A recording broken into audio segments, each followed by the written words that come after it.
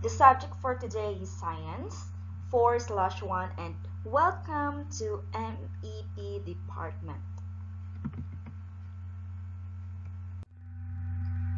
Okay, before we start, let me introduce myself again. I'm Teacher Jazz, your science teacher, and welcome to Science Online Class.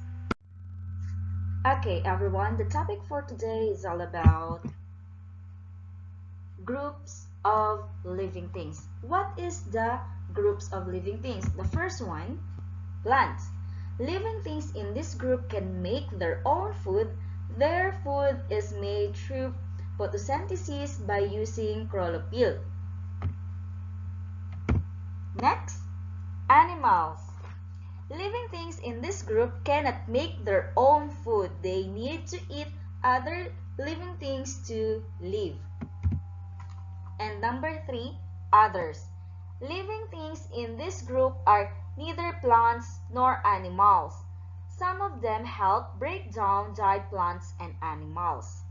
Okay, again we have 3 types of living things. The first one is plants, animals, and others. Okay, let's move on. Now let's move the groups of plants. What is the group of plants? The first one is flowering plants, and the next non-flowering plants. Okay, we have 2 types of plants. First is flowering plants and non-flowering plants. Okay, there are many types of plants around us. To make it easier to study, scientists use suitable rules or criteria to put plants into the different group.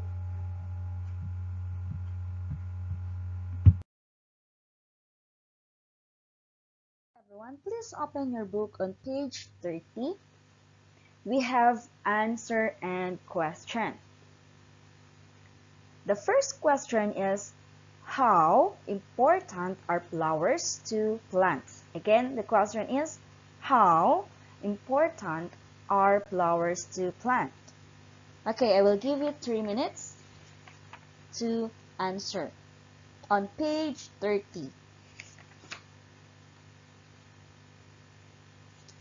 Okay, the answer is plants need flowers for production or making a new plant. Next, number 2. What are the difference between flowering and non-flowering plants? Okay, the question again is, what are the difference between flowering and non-flowering plants? I will give you 3 minutes again to answer.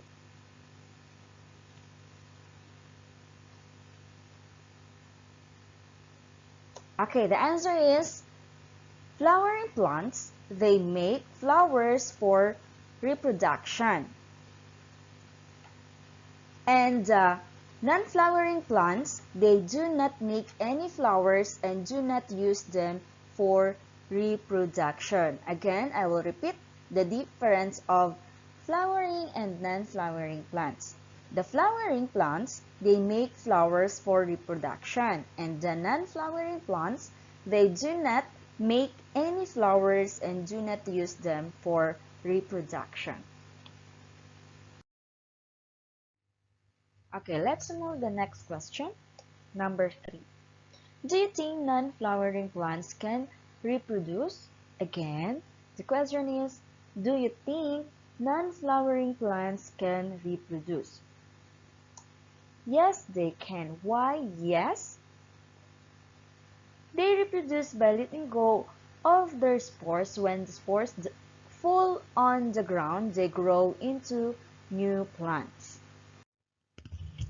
Okay, now let's proceed the next groups of plants. Again, we have 2 types of group of plants. The first one is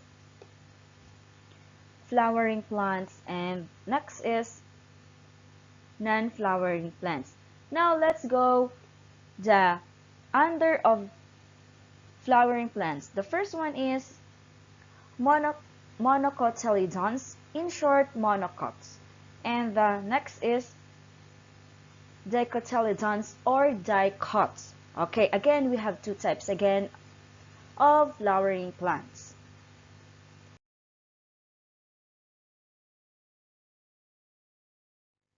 Okay, now let's move on. Next is monocotyledon or monocots. Their roots are fibrous and also they have one seed left. Their internodes on the stem can be seen clearly, and their flowers have three or multiply of three petals, and also their leaves are narrow with parallel vein. Okay, next is dicotyledon or dicots. Their roots are tap roots. They have two seed leaves, and also their internodes on the stem cannot be seen clearly. And we have their flowers have four or five or multiplies of four or five petals. Their leaves are wide and knit-like veins.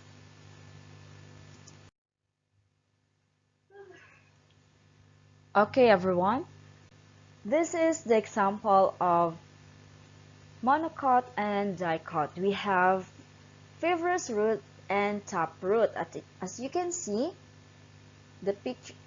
look at the pictures.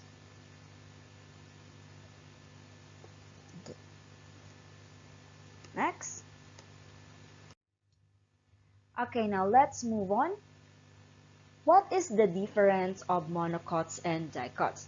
The monocots, we have three petals, and the dicots is we have five petals.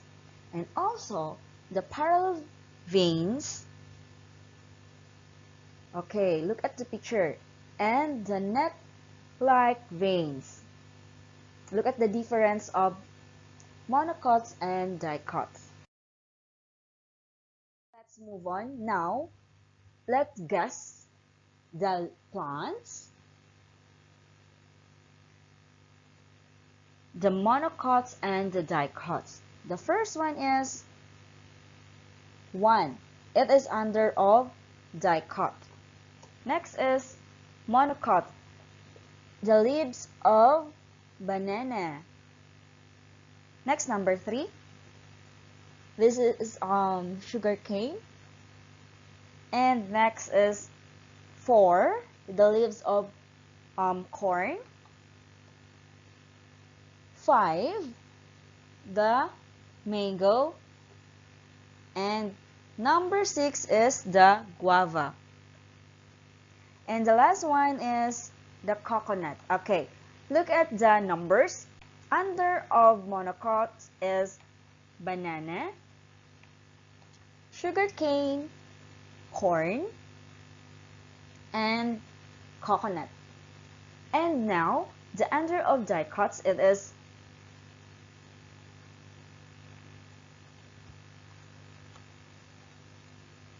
the number 1. Next is the mango and also the guava. That is the difference about monocots and the dicot. Okay, exercise time. Now, on page 34, everyone, are you ready? Okay. Okay, everyone. On page 32, the instruction there is observing the outer parts of flowering plants.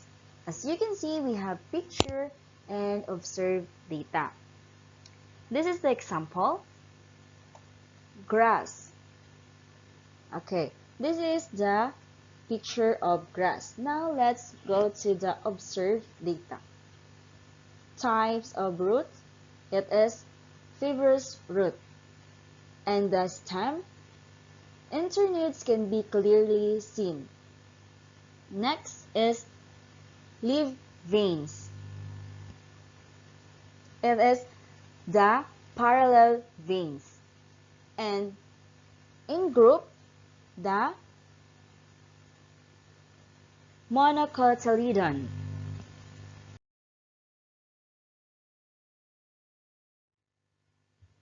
Okay, on page 34, the instruction is observe two plants. Look at the picture. Record the data about their outer parts. As you can see again, we have plants and observed data. Types of roots. Okay, again, everyone, this is the example. It is tap roots.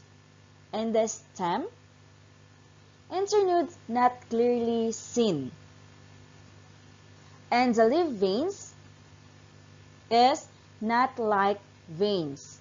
And about the group, group is dicotyledon.